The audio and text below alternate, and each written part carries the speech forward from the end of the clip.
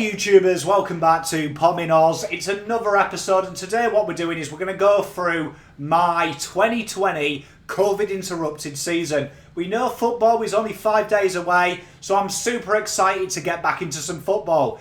If you are new around here, please subscribe to the channel, smash that like button and hit the notification bell. It really does help the channel, and without any further ado, let's get into it. So I am super excited about the footy returning. It really is, like, I count down my months when I don't have football, so to have 2 lots of that time with no football has been really tough for me, and it is pretty much all I ever talk about if you ask anyone in my family. So what we're going to do is we're going to go through my predictions, and then we'll check back at the end of the season and see how right or wrong we are. Now, you know I usually use TPI and my little stats and things. This time we're going full freelance. This is gut feeling, bit of passion involved in this. So let's have a look at who I've got 18th. And unfortunately, I think for all you Gold Coast fans out there, all 5 of you, I predict that you guys are going to be bottom of the ladder. So the reason I see this is I just think that it's a very young side. It's got a long way to go, and I just think it's going to be a bit too much this season for them. In at 17th, I've got St Kilda. Now, my wife will hate me for this. I just don't see enough. I think the way they played against North says it. I don't think they've got enough intensity to see out games. Short and quarters are a bit of an issue for that because you haven't got as long to adjust. I just feel that St Kilda will struggle. I don't think they'll struggle for a long time though. I think next year will be a better showing for them, but I think this interruption may affect them a little bit. Next, I've got Fremantle in at 16th. Just feel that Fremantle are going to be around the 16th. I don't know why. Their list isn't that bad. I just think it's going to be a bit of a transitional. I think Longmuir's going to bring in a bit of a transitional period with them. There is talk of Fife going a bit more forward, so I think he'll give the younger kids a little bit more time on the ball to really develop them. And I think that's just going to be probably sacrifice a bit of results for a little bit of game time, a bit like Carlton did for the last 20 years. Talking about Carlton, I've got Carlton running 15th. Now, I know many people will say, oh, Pom, come on, you're a Carlton fan, have them in the top 8. The reason is there's a couple of warning signs I see from Carlton, and I think the big one for me is 2 months ago, we'll let our results do the talking, and for the next 2 months, all we've talked about is rising up the ladder and playing finals. No getting away from it. This is a young, talented list. I think this affection, though, I think the affected season isn't going to benefit them like everyone else thinks it is. I think it's going to be real tough on the young minds. And I don't think we've got enough natural senior players like your Geelongs and your Hawthorns who have played finals footy and are very good. Adaptation is the reason you win flags. Teams who adapt. Carlton haven't got that plethora of senior lists coming from winning franchises. Cripper and Dock are good leaders, but again, they have come from teams that have traditionally struggled. So it's going to be a learning experience for Carlton. I think we won't get beaten by heavy margins, but what does worry me is then first quarter starts. In a shortened quarter, you haven't got enough time to get back into it. And that is our strength, rolling with the punches. And I think we'll be there or thereabouts in a lot of games. I see us running at 15th. I think 2021 is the season where we will charge. And from the bottom of my heart, I hope I'm wrong, but I think that's where it is. 14th, I've got Adelaide. I just think Adelaide, you know, they just have a habit of snagging victories, and I just think they'll do it again. 13th, I've got Sydney. I think their game style kind of suits this. They're very wily. They make it a disgusting contest. I think they're strong there. Then we've got Melbourne. I think Melbourne are going to have a bit of a resurgence this year. I think we're going to start seeing it. They've started to get that outside running. I think their season will be dependent on a lot of factors, but I really do predict as well, players like Harley Bennell this extended time, really going to help him on. I think Melbourne are going to finish 12th. In at 11 and 10, we've got North Melbourne and Port. These are 2 teams that I really like to watch, and if you're a North Melbourne fan, I really hate North Melbourne in the terms of that they screw every multi I ever had, because when I back them to win, they lose, and when I back them to win, when I back them to lose, they win. But I just think North, they've got that tenaciousness. That game against St Kilda, they have a lot of tenaciousness in that team. Short time, they can get on top very quickly. Same with Port Adelaide, they kick goals in clusters. I just don't think they have enough quality to break the 8.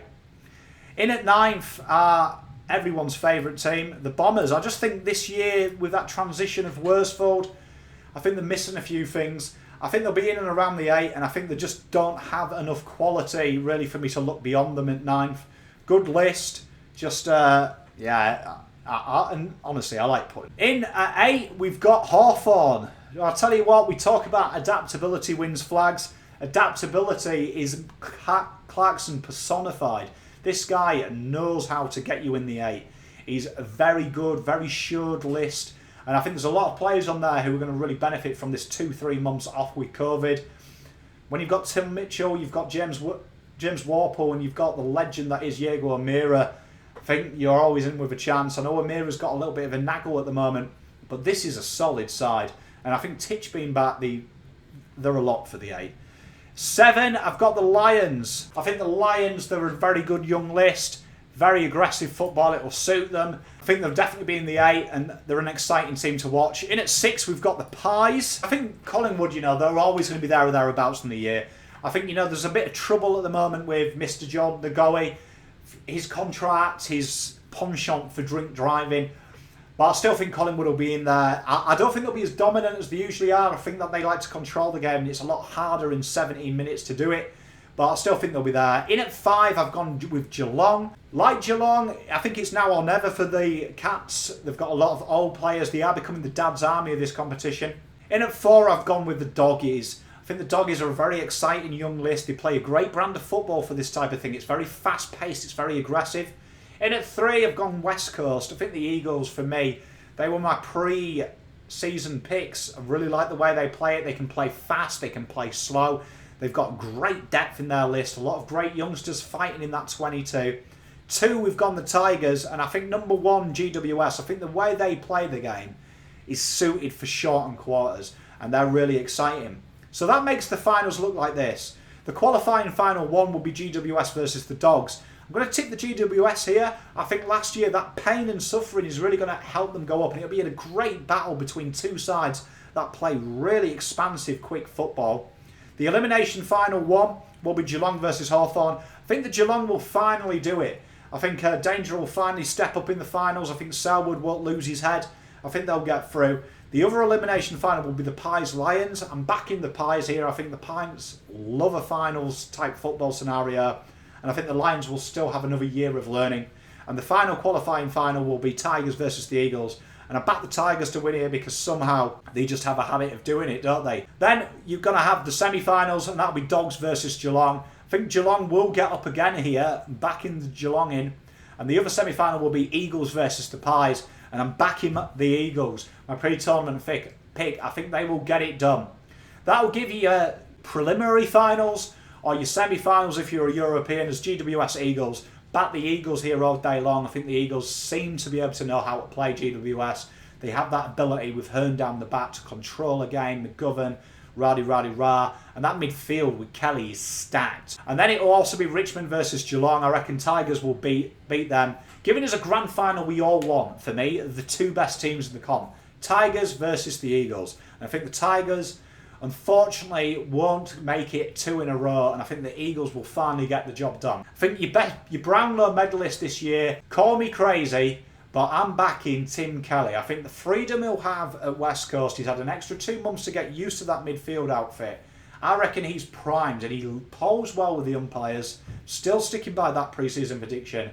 But I've had a change. I reckon the top scorer in this year's competition will be none other than Jeremy Cameron. I think he'll be our Coleman medalist, and that is where I'm going. I think the winner of the best on in the grand final will be no other than Shannon Hearn. I think Shannon Hearn is going to really set the game alight, and we're going to have a backman like we did with Hodgie winning that one. That is my 2020 year. Please let me know what you guys think. I'd love to know where you have everyone. Super excited though about the season. I think Thursday night footy returns with Richmond Collingwood. An absolute peach of a game. I'll be back next time. Stay safe, people. Pom out.